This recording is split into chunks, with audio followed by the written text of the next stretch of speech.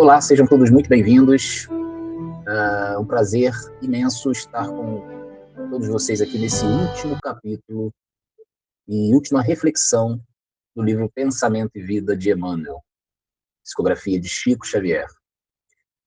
Bom, chegamos ao capítulo 30, chegamos à temática do amor.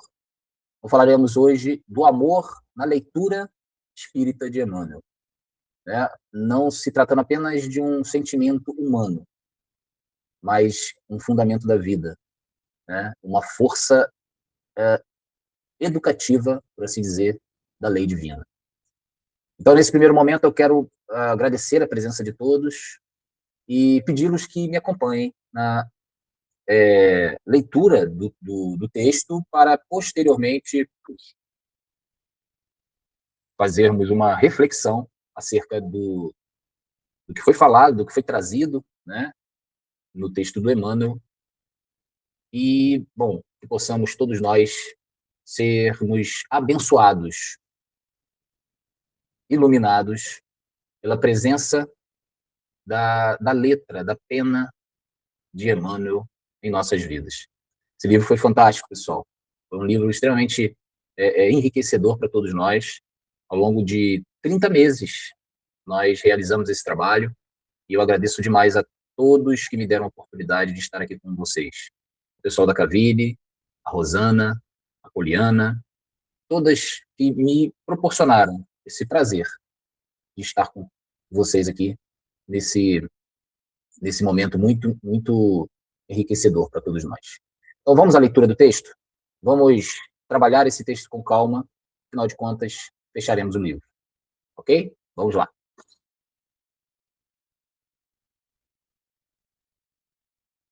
Pensamento e Vida, capítulo 30, Amor. Começa, Emmanuel. O amor puro é o reflexo do Criador em todas as criaturas. Brilha em tudo e em tudo palpita na mesma vibração de sabedoria e beleza. É fundamento da vida e justiça de toda a lei. Surge sublime no equilíbrio dos mundos erguidos à glória da imensidade, quanto nas flores anônimas esquecidas no campo. Nele fulgura generosa a alma de todas as grandes religiões que aparecem no curso das civilizações, por sistemas de fé à procura de comunhão com a bondade celeste. E nele se enraiza todo o impulso de solidariedade entre os homens. Plasma divino com que Deus envolve tudo o que é criado. O amor é o hálito dele mesmo, penetrando o universo. Vemo-lo assim, como silenciosa esperança do céu, aguardando a evolução de todos os princípios e respeitando a decisão de todas as consciências. Mercê de semelhante bênção, cada ser é acalentado no degrau da vida em que se encontra. O verme é amado pelo Senhor, que lhe concede milhares e milhares de séculos para levantar-se da viscosidade do abismo, tanto quanto o anjo que o representa junto do verme. A seiva que nutre a rosa é a mesma que alimenta o espinho dilacerante. Na árvore em que se aninha o pássaro indefeso, pode acolher-se a serpente com suas armas de morte. No espaço de uma penitenciária, respira com a mesma segurança o criminoso que lhe padece as grades de sofrimento e o correto administrador que lhe garante a ordem.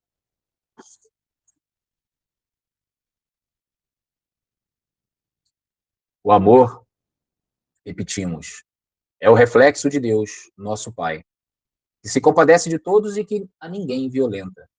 Embora, em razão do mesmo amor infinito com que nos ama, determine estejamos sempre sob a lei da responsabilidade que se manifesta para cada consciência de acordo com as suas próprias obras.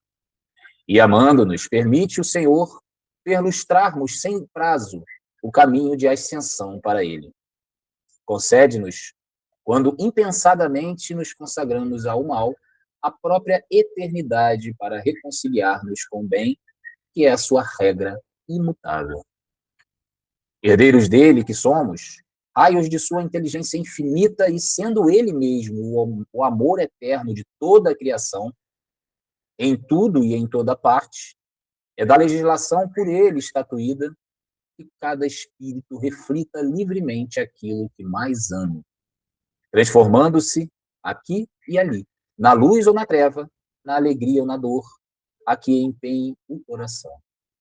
Eis porque Jesus, o modelo divino enviado por ele à Terra, para clarear-nos a senda, em cada passo de seu ministério, tornou o amor ao Pai por inspiração de toda a vida, amando sem a preocupação de ser amado e auxiliando sem qualquer ideia de recompensa. Descendo à esfera dos homens por amor, humilhando-se por amor, ajudando e sofrendo por amor, passa no mundo, de sentimento erguido ao Pai excelso, refletindo-lhe a vontade sábia e misericordiosa. E para que a vida e o pensamento de todos nós lhe retratem as pegadas de luz, legou-nos, em nome de Deus, a sua fórmula inesquecível. Amai-vos uns aos outros, como eu vos amei.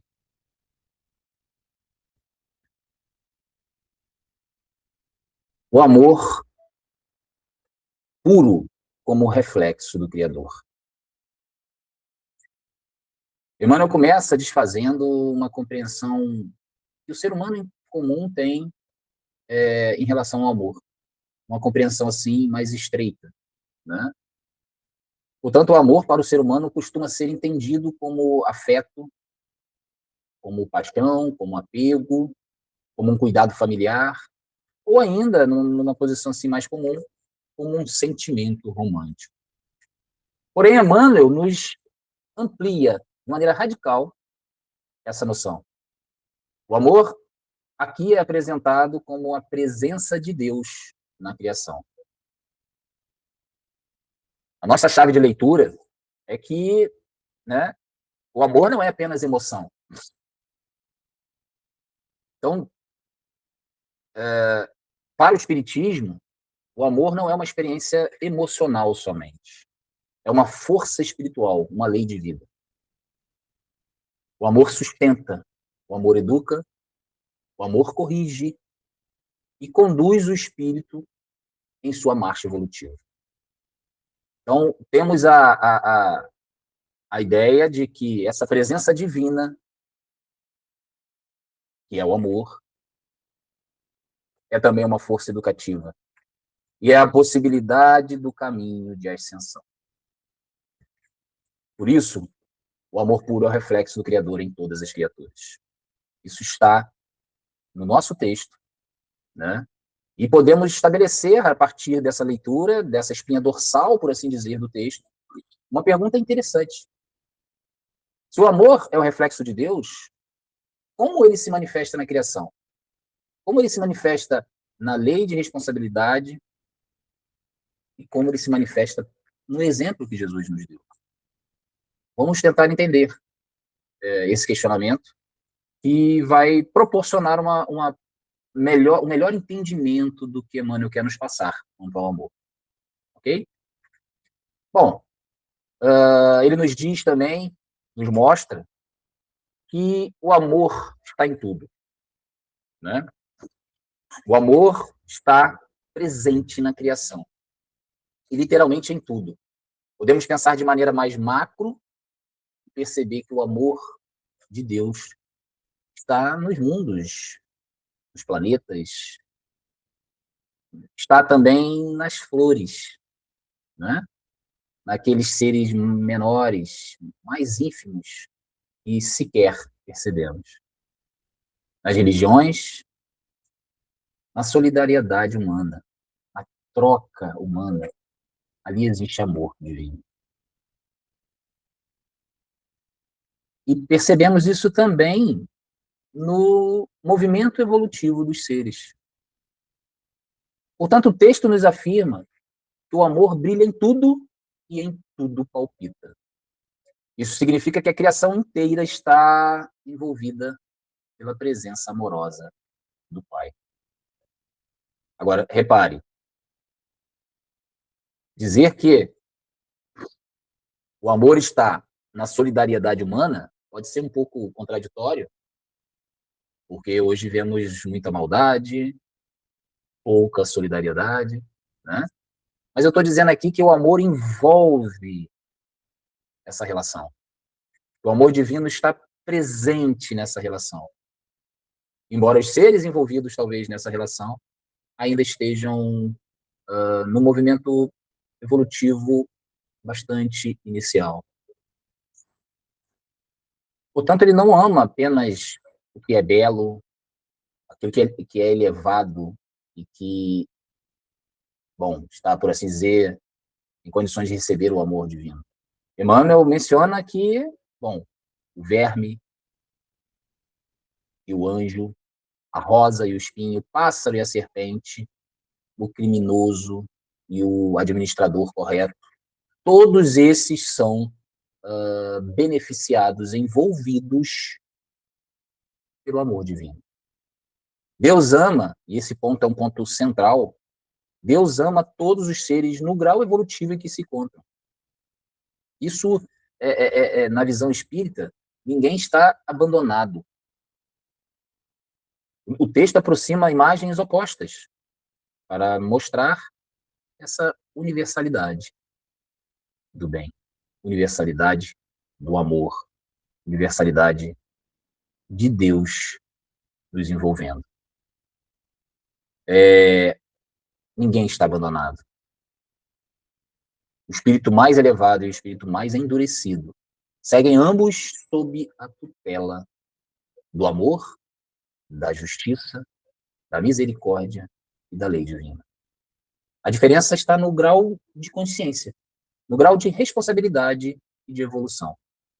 Portanto, o amor de Deus não escolhe apenas os bons. Ele sustenta todos para que um dia despertem para o bem. Bom, o amor divino respeita o tempo evolutivo de cada criatura. Emmanuel nos afirma que Deus concede milhares e milhares de séculos ao verme para levantar-se de sua condição primitiva. E essa imagem traduz de maneira fantástica a paciência do Pai. A evolução não acontece por salto mágico. Entendemos na doutrina espírita que nada na natureza acontece no estalo, não é? Ela se dá por experiências sucessivas, por muito aprendizado, erro, reparação, esforço, amadurecimento da consciência. Deus não exige que a criatura seja anjo antes do tempo. Que a criatura alcance a condição de espírito puro antes da hora. Mas também não impede que ela colha as consequências das suas escolhas. Portanto, o erro não é um destino final. É possível errar e reparar esse erro. Portanto, poderemos entender que o tempo espiritual, nesse caso, ele é educativo. E isso, de alguma forma, nos mostra o quanto esse amor divino nos envolve. Não é? Pensar dessa forma nos ensina a olhar o outro com menos condenação. Né? Se, bom, Deus tem uma paciência infinita para com todos nós, porque nós não podemos olhar o outro com mais paciência, com mais compreensão espiritual. Reparem, compreender não é justificar o erro, não é ser condescendente ou cúmplice, por assim dizer, de um erro, de um ato equivocado. Nós não podemos, na leitura espírita, colocar essa ideia da compreensão como uma espécie de autorização de uma ingenuidade moral. Não. Temos que dar tempo ao tempo, ser pacientes, entender que aquele, desculpa, entender que aquele ser que está ainda evoluindo precisa de tempo. É natural. Portanto, o amor divino é paciente, mas ele não é cúmplice do mal. Ok? Vamos andar. Bom, liberdade da consciência. Emmanuel afirma que Deus não violenta. E este é um dos pontos mais importantes que podemos trazer como uma leitura do amor unido à responsabilidade. O texto nos diz que Deus a ninguém violenta, mas determina que estejamos sob a lei de responsabilidade, conforme nossas próprias obras. E aqui está, talvez, o grande núcleo da nossa leitura. Somos livres, mas somos responsáveis. Deus ama sem nos forçar. Deus espera sem nos abandonar. Olha só. E ele permite que façamos segundo o nosso desejo, mas sem aprovar tudo, né? Sem ser cúmplice de todos os nossos atos. Porque Deus educa sem violentar a consciência. A nossa própria consciência será aquela que cobrará, por assim dizer, qualquer ato equivocado, né? Então Deus não, o amor divino, né, melhor dizendo, ele não retira a consequência dos nossos atos. Ele nos concede tempo, nos concede recursos, muitas oportunidades, vários séculos e séculos de reencarnações para reparar, para aprender e para crescer. Portanto, o amor verdadeiro não força a criatura a amar. Ele respeita o caminho da consciência, sem invadir, sem impor, sem qualquer violência espiritual.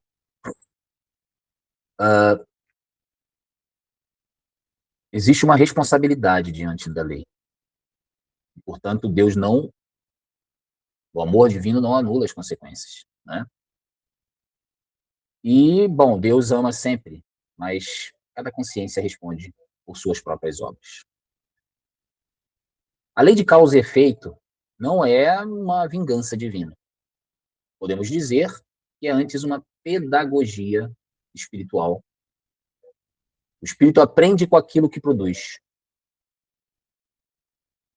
Quem semeia egoísmo, colherá isolamento. Quem semeia orgulho, colherá queda. Quem semeia violência, colherá perturbação. Quem semeia caridade, colherá paz. E quem semeia amor, colherá luz. O espírito aprende com aquilo que produz. O amor de Deus não nos livra da responsabilidade, mas ele oferece uma série, podemos perceber isso, né? Ele nos oferece uma série de caminhos para que possamos reparar os nossos equívocos, as nossas dificuldades. Bom, o amor é a caridade em ação. No Espiritismo, o amor se traduz em caridade. Porque a caridade não deve ser entendida apenas como uma ajuda material. Ela envolve benevolência, indulgência, perdão, envolve serviço, envolve disposição em colaborar com o bem possível.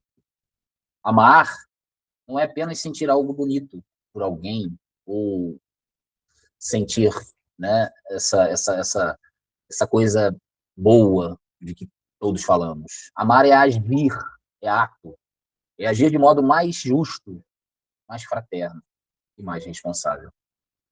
A caridade aparece como o amor saindo da abstração e entrando na vida concreta. É o amor com a mão na massa, é o amor mexendo e promovendo justiça, fraternidade, mais responsabilidade. Podemos amar numa escuta não humilha. Podemos amar, reparem, ao corrigir uma criança sem crueldade, ao ajudar qualquer pessoa sem querer algo em troca, sem qualquer vaidade, talvez. Isso é amar. Amar é perdoar sem alimentar superioridade moral. É servir sem exigir reconhecimento. Bastante difícil para todos nós.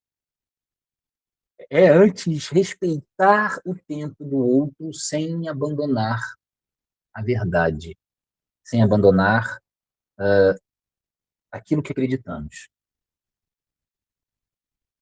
Portanto, o amor que não se transforma em conduta, em ato, ainda é apenas intenção.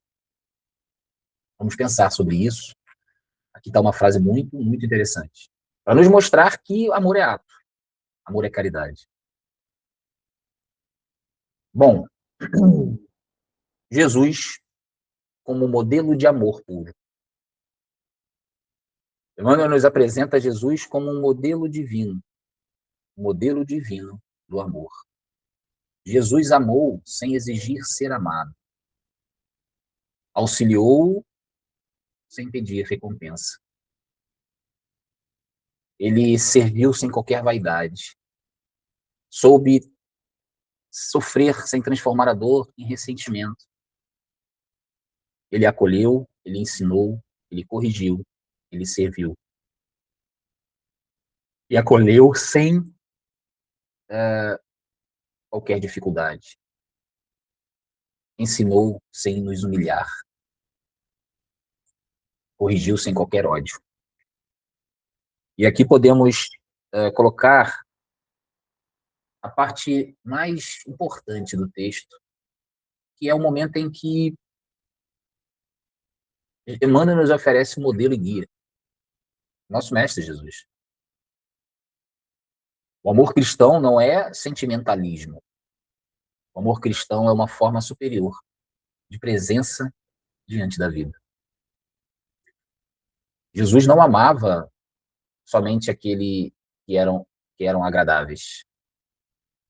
Ele se aproximava dos doentes, dos culpados, dos excluídos, dos publicanos. Ele se aproximava das mulheres marginalizadas. Se aproximava dos pobres e dos ignorados. Mas seu amor também, por assim dizer, nos chamava à transformação. Porque ele acolhia a criatura, mas jamais fazia pacto com o erro. Quando ele nos deixa a frase, amai-vos uns aos outros como eu vos amei, essa frase não é só uma frase bonita. Não é apenas uma recomendação moral. É um programa espiritual de evolução. É um programa de exemplo para que possamos seguir no sentido de nos tornarmos cada vez melhor. Jesus nos chama a amar não como quem possui, não como alguém que cobra, ou como alguém que domina, mas como alguém que serve, como alguém que ilumina, como alguém que liberta. Jesus nos ensina que amar é servir ao bem do outro, sem transformar o outro em propriedade nossa, sem colonizar o outro. Isso é muito, muito importante, né? Podemos deixar uma pergunta final para a nossa reflexão. A resposta sobre sermos amados por Deus já está dada. Porque, nesse sentido, entendemos que Emmanuel nos trouxe a ideia de que o amor nos envolve. A ideia de que o amor divino é o reflexo de Deus. E que ele está presente em toda a criação. E que nós devemos respeitar o grau evolutivo de cada ser, porque é assim que Deus, no seu amor infinito, o faz. Deus não violenta a consciência, mas o amor deve caminhar junto com a responsabilidade. Deve expressar-se na caridade. E nós temos o nosso Mestre Jesus como um modelo maior. Podemos deixar essa pergunta analisando o que Emmanuel nos deixa como legado. O amor não é apenas aquilo que sentimos, é aquilo que antes nos aproxima de Deus. Porque quando amamos melhor, pensamos melhor. Quando amamos melhor, servimos melhor. Quando amamos melhor, julgamos menos, compreendemos mais. Deixamos de querer colonizar, possuir o outro e começamos a ajudá-lo a caminhar. Quando amamos, cooperamos com a lei divina. Portanto, o que eu tenho feito do amor que Deus deposita em mim? Essa pergunta desloca o tema da simples teoria para o olhar para dentro, para a nossa reforma íntima.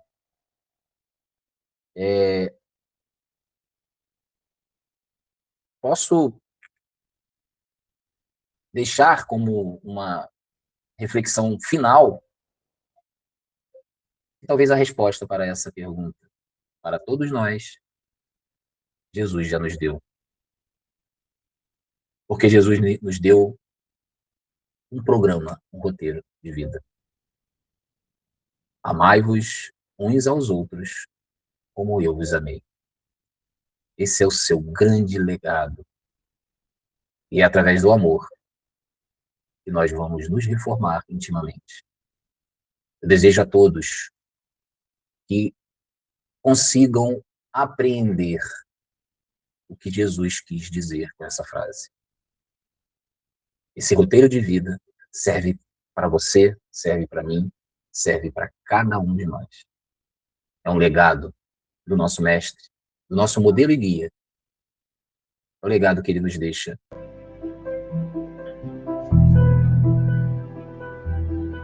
Para que cresçamos. Deus nos abençoe. Gratidão.